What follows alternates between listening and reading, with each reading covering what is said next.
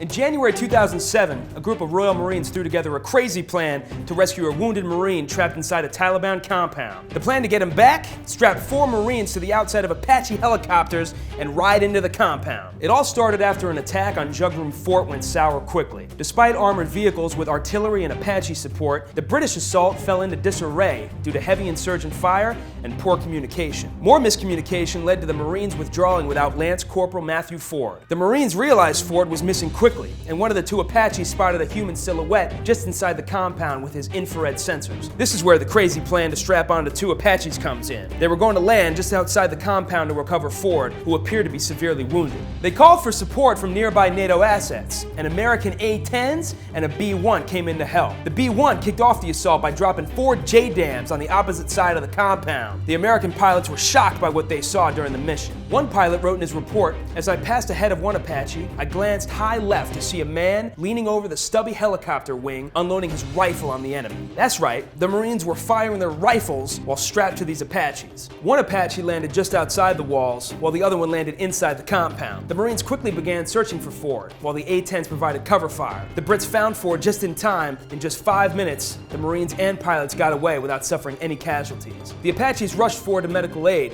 barely making it back to base before they ran out of gas. Unfortunately, Ford had died of his wounds sometime before the rescue attempt, but the rest of the Marines more than avenged his death in the process, and the men all received awards for their valor. Like, share, and comment below. Be thankful for those who do everything they can to make sure no one is left behind.